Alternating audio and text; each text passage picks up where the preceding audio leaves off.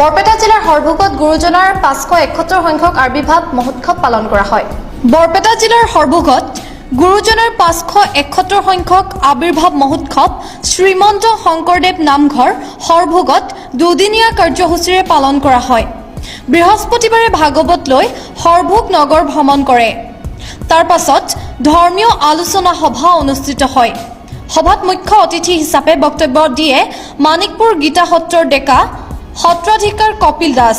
মহাপুৰুষ শ্ৰীমন্ত শংকৰদেৱৰ 571 সংখ্যক আবিৰ্ভাৱ মহোৎসৱ অনুষ্ঠানৰ সভাপতি কৰুণাকান্ত দাস আৰু সম্পাদক কল্যাণজিৎ দাসে অভূতপূৰ্ব ৰাইজৰ সঁহাৰিয়ে আপ্লুত হৈ পৰে।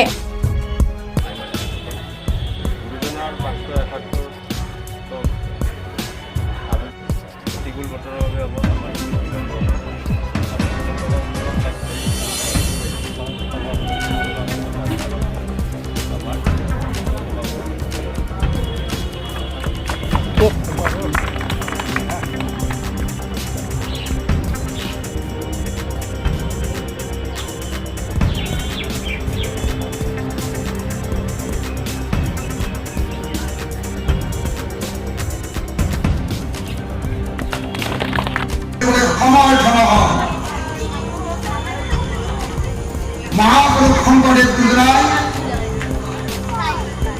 তত্ত্বলৈ কি কৰিব লাগে সেইটো আটৈ পুৰুষৰ লগত সম্বন্ধ কৰা দিছিল।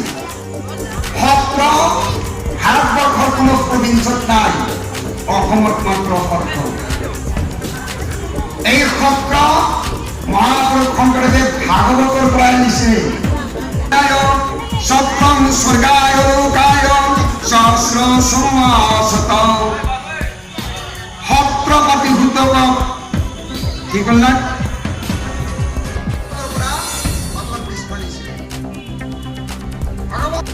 আমি জন্মৰ পৰা মৃত্যুৰ আগ মুহূৰ্তলৈকে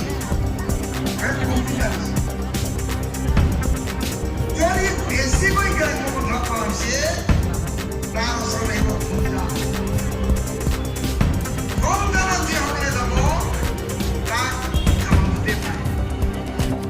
প্ৰথমতে আপোনালোকৰ চেনেলৰ যোগেদি সমগ্ৰ অসমবাসীক গুৰুজনাৰ জন্ম উৎসৱৰ শুভেচ্ছা জনালোঁ।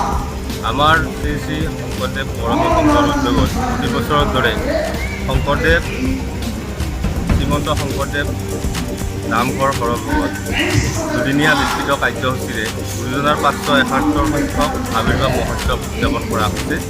আৰু উক্ত উৎসৱৰ লগত সংগতি ৰাখি আমি ধৰ্ম আলোচনী সভাটি আমাৰ চলি আছে। আমাৰ ধৰ্ম আলোচনীখনৰ সভাৰ মুখ্য উদ্দেশ্য এই যে গুৰুজনাৰ যিখিনি সৃষ্টিৰাজি আজি অসমীয়া সমাজ ব্যৱস্থাত গুৰুজনাৰ যিখিনি অৱদান, সেই অৱদানখিনি লাহে লাহে অসমৰ মানুহখিনিয়ে পাহৰিব ধৰিছে। আৰু সেইখিনি যাতে মানুহৰ মাজত আমি আগবঢ়াই দিব পাৰোঁ, তেওঁৰ গুণানুকীৰ্তন আৰু তেওঁৰ যিটো বৰ অসম গঢ়াৰ অৰিহণা, সেই নিমিত্তে আমি কিছুমান বিজ্ঞ মানুহক ইয়াত নিমন্ত্ৰণ কৰি আনিছোঁ। এই ক্ষেত্ৰত যুৱ চামক আপুনি কি জনাব? এতিয়া আমি অসমৰ প্ৰতিজন অসমীয়া আৰু অসমৰ যুৱ চামক এইটোৱে আহ্বান জনাওঁ যে গুৰুজনাৰ আদৰ্শত আমি বিশ্বাস ৰাখি, গুৰুজনাক আগত ৰাখি আমি অসমবাসীয়ে একগোট হ'ব লাগে। আৰু গুৰুজনাই যেনেকৈ বৰ অসমখন নিৰ্মাণ কৰিছিলে সকলো জাতি জনগোষ্ঠীক লৈ কেনে, তেনেকৈ আমাৰ ডেকাসকলে ওলাই আহি গুৰুজনাৰ আদৰ্শৰে অনুপ্ৰাণিত হৈ নতুনকৈ আৰু বৰ অসমখন গঢ়িব লাগে। আজি অসমৰ বিভিন্ন ঠাইত মানে এই শোভাযাত্ৰাখন আৰম্ভ হৈছে, গতিকে আপোনালোকৰ সৰ্বগত